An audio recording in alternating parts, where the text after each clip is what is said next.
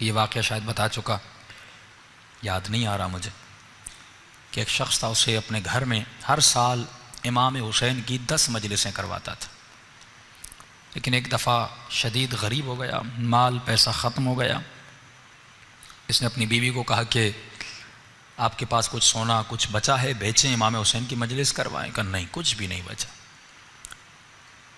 تو انہوں نے اپنی زوجہ کو کہا کہ ایک راستہ ہے کہ ہم حسین کی مجلس کروا سکیں۔ کہا کون سا راستہ؟ بردہ فروشوں کا زمانہ تھا۔ انہوں نے کہا اللہ نے ہمیں ایک بیٹا دیا ہے، اگر اجازت ہو اس بیٹے کو بردہ فروشوں کی بازار میں بیچ کے آؤں، ان پیسوں سے حسین ابن علی کی مجلس کروائیں۔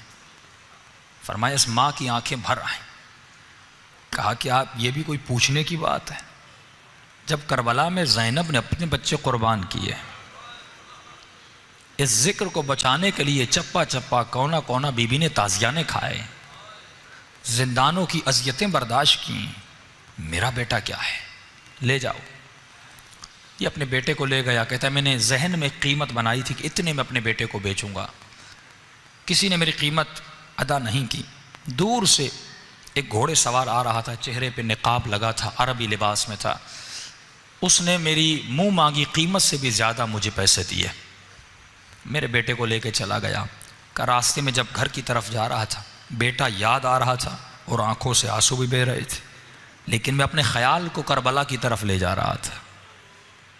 میں نے کہا حسین نے بھی تو علی اکبر قربان کیا تھا، زینب نے بھی تو اون و محمد کو قربان کیا تھا، رباب نے بھی تو علی اصغر کو قربان کیا تھا، میری قربانی کیا ہے؟ میرے بیٹے کے بدن پہ زخم تو نہیں لگیں گے، جیے گا، زندگی کرے گا، لیکن ماں باپ سے دور رہے گا۔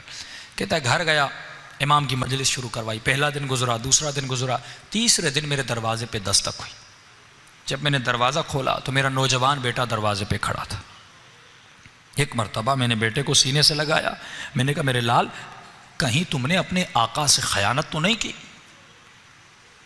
میں حسین کی مجلس حلال کی کمائی سے کروانا چاہتا ہوں، حرام کے پیسوں سے نہیں کروانا چاہتا۔ میرے لال پوری زندگی حلال کے مال سے کروائی، کہیں تو بھاگ کے تو نہیں آیا؟ بیٹے نے کہا نہیں بابا، میں بھی جانتا ہوں آپ نے کس مقصد کے لیے مجلس کروائی ہے، مجھ میں یہ جرت نہیں کہ میں بھاگ کے آ جاؤں۔ کہا پھر یہاں کیسے پہنچے؟ کہا بابا میرے آقا نے مجھے آزاد کر دیا۔ کہا بیٹا کیسے؟ کہا بابا آپ کو یاد ہے جب وہ آئے تھے، نقاب تھا، عربی لباس تھا، جب وہ مجھے گھر میں لے گئے، وہ مجھ سے میری زبان میں ایسے بات کر رہے تھے جیسے ان کی اپنی مادری زبان ہو۔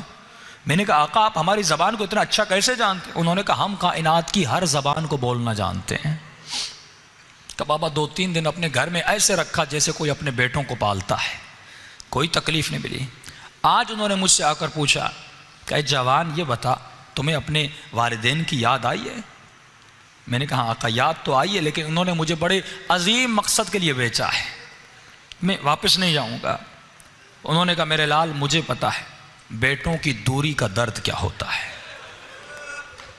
بیٹوں کی دوری کی تکلیف کیا ہوتی ہے۔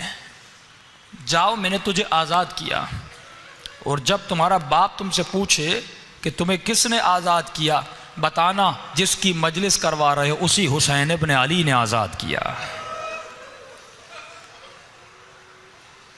آج کہیں مولا آپ ہمیں بھی خریدیں، ہم بھی آپ کی غلامی کرنا چاہتے ہیں۔ جو خود کو حسین کی دربار میں بیچ دے، غلامی حسین میں چلا جائے۔ اور یہ مجلسیں غلام بننے کے لیے بنائی گئی کہ ایسا کردار بنائیں جیسا آقا حسین کو پسند ہو۔